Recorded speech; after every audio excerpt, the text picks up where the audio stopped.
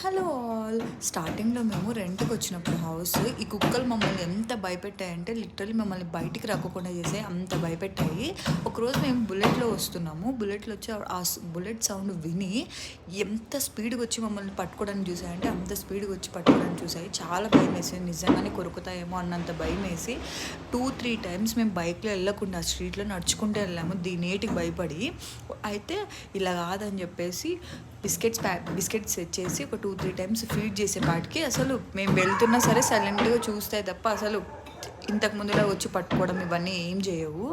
అసలు చూడు బిస్కెట్స్ వేసంటే ఎంత పర్ఫెక్ట్ క్యాచ్ పడతాయంటే ఈ రాజారాణి అంత పర్ఫెక్ట్గా క్యాచ్ పడతాయి, అసలు మామూలుగా ఉండదు.